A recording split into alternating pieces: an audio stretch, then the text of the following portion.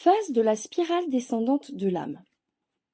Voyons maintenant toutes les phases concernant le choix de la matrice maternelle, de l'imprégnation de l'embryon, des entrées et sorties du fœtus entre les 49e et 144e jours de gestation, de l'incarnation et de l'ancrage au 144e jour, fin du processus de la spirale descendante. Le choix de la matrice maternelle. Ce choix se fait en collaboration avec les instances vibratoires supérieures et les membres du Grand Concile intergalactique, en plus des âmes sélectionnées qui auront la même matrice maternelle, autrement dit les frères et sœurs, s'il y a lieu, incluant bien sûr les âmes qui ne se rendront pas nécessairement à terme en raison d'une fausse couche, d'une IVG ou d'un décès prénatal ou postnatal. Il y aura une sélection au préalable d'environ une dizaine de matrices potentielles, localisées à divers endroits de la planète et de cultures variées. Seront étudiées minutieusement les possibilités d'éveil grâce aux thèmes exploratoires choisis afin que le ou les parents ou les tuteurs qui éduqueront l'enfant porteur de cette âme soient les plus adaptés à cette mission. Il y aura bien sûr discussion avec les géniteurs sur le plan de l'âme et un accord sera alors passé. À l'époque de la Lémurie et de l'Atlantide, cela se faisait directement de façon consciente avec les géniteurs. Certains humains, en ce moment, sont aptes à ressentir une connexion très forte avec l'âme à naître et sont en mesure de communiquer avec elle. Celle qui nous reçoit, donc celle qui a écrit le livre, le canal de ce livre, a vécu cette expérience avec 2 âmes 3 mois avant la fécondation. Elle a ressenti leur visite dans les plans intérieurs et dans son enceinte énergétique, et il a été alors décidé qu'elle serait leur porteuse. Rien n'est laissé au hasard, même si vous pensez trop souvent le contraire. Tout est finement orchestré au préalable de l'incarnation. Par la suite, vous êtes les maîtres d'œuvre de votre vie et des possibilités de son déploiement. S'il y a lieu, pour le ou les autres âmes qui emprunteront la même matrice maternelle en vue de s'incarner, il va sans dire que les thèmes exploratoires ne seront pas identiques, ainsi que les défis à relever. Voilà ce qui explique que chacun des membres d'une même famille a une personnalité différente, car il a une âme distincte qui ne possède pas les mêmes engrammes et bagages. Ce constat est identique dans le cas des grossesses gémellaires provenant d'un même zygote ou non. Chacun de vous possède une âme qui fait sa couleur, sa vibration, sa qualité lumineuse, son charisme essentiel. Votre émanation et votre charisme seront différents d'une personne à l'autre en raison de la signature vibratoire de l'âme. L'imprégnation de l'embryon par l'âme. Après la fécondation, peu importe qu'elle ait eu lieu de façon naturelle in vitro ou par insémination, vient alors la phase d'imprégnation. Celle-ci s'effectue du moment où le spermatozoïde perce l'ovule jusqu'au 49e jour de gestation. Par imprégnation, nous entendons le phénomène de diffusion lumineuse et sonore des codes que renferme l'âme. Cette imprégnation s'établit de façon très progressive, parfois, et à d'autres moments de façon très intense. Ce phénomène peut causer toutes sortes de désagréments chez la génitrice et future mère. En effet, elle reçoit aussi ces impulsions qui peuvent perturber son équilibre énergétique et physique.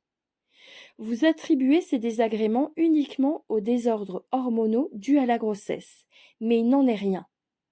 Ils sont causés à la fois par les changements hormonaux et l'imprégnation des codes lumineux et sonores par l'âme. Les génitrices commencent à se sentir de mieux en mieux lorsque cette phase se termine entre le 49e et 144e jour de gestation, car c'est à ce moment que l'âme amorce ses allers-retours et que l'imprégnation est terminée. Cette phase d'imprégnation est quelque peu intense et le sera d'autant plus que la charge vibratoire de l'âme le sera. Non pas que le futur enfant à naître, porteur de cette âme, aura plus de difficultés dans la vie, mais cette charge sera proportionnelle au thème exploratoire choisi. Ainsi, ils allégeront ou abaisseront vibratoirement davantage l'imprégnation. Laissez-nous vous expliquer afin que vous soyez en mesure de bien comprendre. L'âme, cette réalité se déployant dans les dimensions densifiées, est une bibliothèque vivante, dépositaire de toutes les expériences contractées lors des différents passages spatio-temporels, des temps d'arrêt, des temps de repos, des remises à zéro, des réévaluations des buts, projets et visées établis en collaboration avec toutes les instances vibratoires supérieures la concernant, ainsi que du grand soleil central. La source, à ce moment, n'émet aucune influence. Comme nous vous l'avons déjà expliqué, ce processus est laissé entièrement libre de son pouvoir. Seul son rayonnement, ses émanations et sa lumière vous parviennent, vous nourrissant et vous rappelant d'où vous venez. Cette traversée est une expérience sublime, mais demande aussi une préparation précise, ce qu'est l'imprégnation. Celle-ci constitue une phase intense, car c'est à ce moment qu'est enregistré tout le parcours prévu vous concernant, non seulement celui de l'incarnation terrestre, mais aussi celui ou ceux qui se dérouleront simultanément de l'autre côté du voile, dans d'autres dimensions, et qui participeront à l'obtention des résultats, des buts et projets, soit, pour la plupart ici, l'éveil. Il existe de multiples façons d'évoquer l'éveil, de le produire, de le révéler à votre conscience. Cela a déjà été planifié et décidé avant la descente spiralée d'incarnation. Nous vous enjoignons de cesser de jouer à la victime quant aux événements qui vous arrivent, en considérant qu'ils sont, pour la plupart, dus au hasard et que vous ne les méritez pas. Nous vous assurons que les événements majeurs susceptibles de provoquer l'éveil, la conscientisation, d'élever votre taux vibratoire surviennent précisément à l'instant précis de ce qui avait été décidé. Rien n'est laissé au hasard. Vous devez comprendre que 2 ou 3 possibilités se jouent en même temps, que 2 ou 3 chemins vous sont proposés auxquels vous aviez donné votre accord. Voilà pourquoi, durant votre vie, vous êtes confronté à des choix importants à faire qui orienteront votre destinée.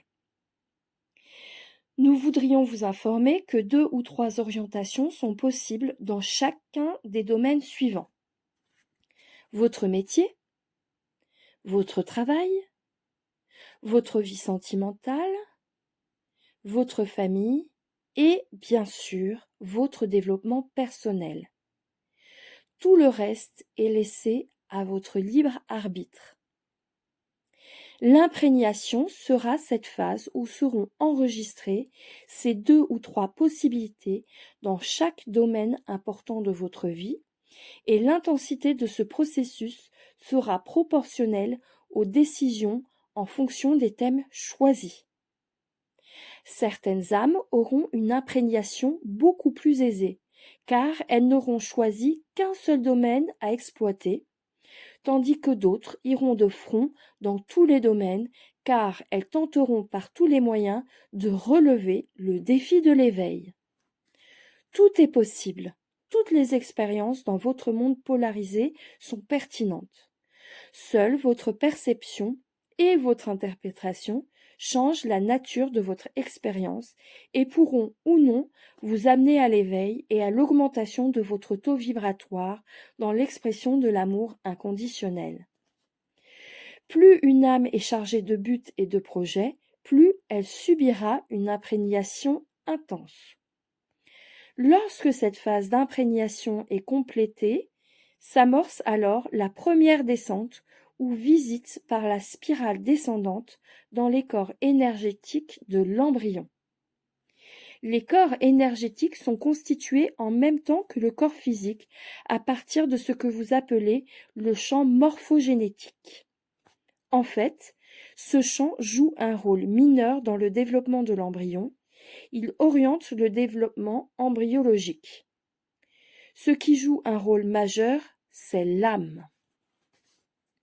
Le champ morphogénétique entre en scène au moment où le spermatozoïde perce l'ovule et poursuit son action jusqu'à ce que l'imprégnation se termine et laisse ensuite l'âme prendre la relève.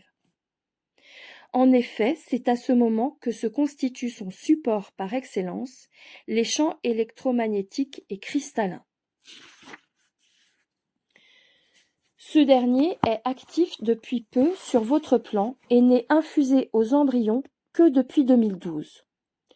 Tous les humains incarnés et nés avant cette date devront s'en prémunir lors des soins quantiques par nos interventions, par des activations conscientes ou dans les plans intérieurs la nuit. De façon subconsciente, tous les travailleurs de lumière en sont infusés. En réalité, tous les êtres vivants sont touchés par cette matrice cristalline, mais certains demeureront imperméables à ces fréquences vibratoires, car ils auront choisi de demeurer dans les 3e et 4e dimensions. Ces deux supports permettront à l'âme d'emprunter la spirale d'incarnation et de s'ancrer aussi longtemps que nécessaire jusqu'au jour où l'heure du départ aura sonné. Cette spirale permettra aussi à l'âme de voyager durant vos phases de sommeil ou d'états seconds, tels la méditation, afin d'entrer en résonance avec ces autres réalités de l'autre côté du voile, comme ses guides, les instances vibratoires supérieures, etc. Il arrive même que durant certaines phases de la vie de l'individu, il y ait un changement d'âme. Cela arrive assez rarement, mais demeure possible afin d'atteindre un objectif. Cette passation atmique n'est réservée qu'à des êtres ayant traversé de nombreux passages spatio-temporels et ayant acquis une certaine élévation vibratoire. Ces âmes seront amenées à influencer l'humanité dans son processus d'éveil et souvent, les personnes ayant subi cette passation ne s'en apercevront pas. Seuls certains signes peuvent leur paraître étranges et susciter un certain questionnement quant à ce phénomène. En voici quelques-uns. Ressentir un changement de personnalité important ou draconien, voir certaines caractéristiques physiques changer, telles que la couleur des yeux, la tonalité de la voix, l'apparition de certains mots physiques inexistants avant la passation, et ce, soudainement, du jour au lendemain. Cette passation s'effectue souvent durant le sommeil, une anesthésie générale, un état second profond provoqué par une méditation ou la prise de psychotropes ou psychédéliques puissants pour ne nommer que cela. Soyez assurés que cette passation ne se fait aucunement par hasard. La peur n'est pas de mise ici, car vous aviez donné votre accord et vous ne perdez pas la mémoire de votre expérience antérieure terrestre. Elle se fait pour votre plus grand bien et pour l'atteinte des buts et la réussite des expériences dans le cadre des thèmes exploratoires visités, afin de provoquer l'éveil, mais aussi pour avoir plus de visibilité et de guidance sur la masse que nous qualifions de critique dans le cadre de la sensibilisation à l'éveil. Les entrées et sorties de l'âme dans le fœtus entre le 49e et le 144e jour de gestation. L'imprégnation terminée, vient alors votre première descente dans le monde dimensionnel. Un événement unique, le premier contact avec la matérialité tridimensionnelle. La plupart des âmes qui s'incarnent présentement sont à des niveaux de 3e et 4e dimension. Certaines seront dès le départ à un niveau de 5e dimension. Nous aimerions apporter une précision à ce sujet. L'âme qui s'incarne possède déjà un niveau dimensionnel. Elle devra toutefois abaisser son taux vibratoire afin de prendre forme, de se matérialiser dans la réalité terrestre. Cependant, elle gardera sa vibration primordiale, sa vibration essentielle tout au long de son passage sur ce plan. Voilà qui explique une personnalité charismatique, laquelle est l'expression de la signature vibratoire de l'âme, de son taux vibratoire, de son niveau dimensionnel acquis avant l'incarnation. Même si vous devez abaisser votre taux vibratoire afin de prendre forme dans la matérialité,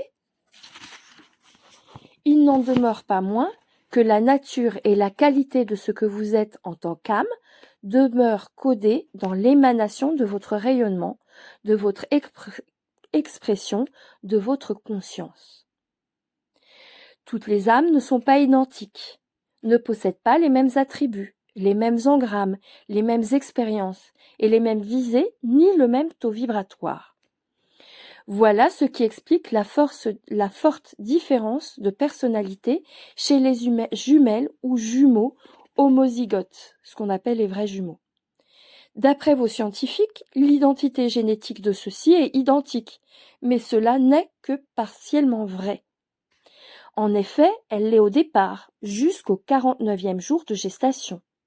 Mais dès que l'âme entre dans la matière, dans la réalité concrète dimensionnelle, les codes génétiques se modifient chez chacun d'eux. Ils auront certaines similarités, mais aussi des différences évidentes et subtiles physiquement, dans leur comportement, leur personnalité et leur expression. Étant donné que chacune des âmes attribuées à chaque jumelle jumeau est unique, chacune ayant choisi des thèmes exploratoires spécifiques à ses cheminements évolutifs, son déploiement sera fort différent d'une jumelle jumeau à l'autre, tout en gardant certaines similarités. Nous vous expliquons cela pour que vous compreniez bien l'origine de votre émanation ainsi que votre expression essentielle, le blueprint qui vous constitue, la base de la connexion qui concerne la source. Votre personnalité, votre réalité terrestre se forge à partir de vos expériences d'incarnation, mais elle est aussi influencée par votre expression essentielle. Voilà pourquoi certains comportements, certains schémas de pensée peuvent changer, mais tout ce qui concerne votre expression essentielle reste intact et ne peut et ne doit pas être modifié. Plusieurs d'entre vous s'obstinent à vouloir changer cette expression essentielle. Vous ne le pouvez pas, car cela a été décidé avant votre arrivée. En fait, ce sont ces attributs qui permettront la création de votre cheminement vers l'éveil. Cessez de vouloir changer cette expression essentielle et augmentez à partir de celle-ci votre taux vibratoire et dirigez plutôt votre ascension vers l'amour inconditionnel, la bienveillance et la joie. Revenons aux allers-retours de l'âme. Ils sont moins fréquents au début de cette période et augmentent de plus en plus jusqu'à demeurer définitivement au 144e jour de gestation, ce que nous appelons l'ancrage. La future mère se sentira beaucoup mieux au terme de cet ancrage. Les fluctuations hormonales provoquées par ces allers-retours et qui influencent les champs électromagnétiques de la génitrice se stabilisent, provoquant ainsi une accalmie et un état de bien-être, un état expansé. Vous comprenez maintenant l'importance des ancrages terrestres et célestes. Ils sont primordiaux pour la vie et votre équilibre. Ils sont nécessaires à l'âme et il est impératif qu'ils soient maintenus, qui plus est activés à leur plein potentiel. Voilà pourquoi de nombreux humains se sentent déconnectés, anergiques, sans but, dépressifs, amorphes, ayant constamment besoin de stimulants, car leurs ancrages sont inopérants, inactivés ou tout simplement neutralisés. Il va sans dire que vous ne pourriez demeurer en vie si vos ancrages étaient totalement inexistants. C'est une condition sine qua non à la vie. Lorsque l'âme effectue ses allers-retours, elle emprunte la spirale descendante d'incarnation violette, dorée et platine. Ces couleurs, d'où la lumière émane de votre planète et du cosmos, sont la course de vos ancrages lorsque vous y êtes manifestés. Elles constituent une émanation, une infusion que vous devez utiliser quotidiennement afin de renouveler le plein potentiel de vos ancrages. Ce faisant, vous maintiendrez actif et pleinement activé les chakras dits inférieurs, soit les 7 chakras avec lesquels vous êtes familier. Le 13e, chez les travailleurs de lumière, est la porte d'entrée et de sortie de l'âme lors de la spirale descendante d'incarnation ou la spirale montante d'ascension. Pour le reste de l'humanité, la porte d'entrée et de sortie de l'âme se situe au 7e chakra, le coronal. Nous observons que pour la grande majorité des humains, les ancrages sont déficients et que les 12e et 13e chakras sont cristallisés, imputés de nombreuses programmations, d'implants, de croyances et de schémas de pensée non qualifiés. Ces derniers ont été contactés lors de nombreux passages spatio-temporels effectués sur votre plan, comme dans les 3600 galaxies comportant les réalités atmiques. Ce genre d'engramme n'existe pas au-delà de la 13e dimension. Dans l'optique de l'éveil et du processus ascensionnel, il devient donc primordial pour vous de rétablir vos ancrages et de décristalliser le 12e ainsi que le 13e chakra afin de permettre une connexion optimale au plan terrestre ainsi qu'à l'univers. Le 12e chakra, celui de la pleine conscience, et le 13e, le chakra atmique céleste, jouent un rôle essentiel dans le rétablissement de l'axe corps-âme-esprit, cellule primordiale. Lorsque ce phénomène est pleinement actif, vous êtes comme l'enfant qui s'exprime dans le moment présent avec l'énergie, l'émerveillement, la créativité et le désir de vivre.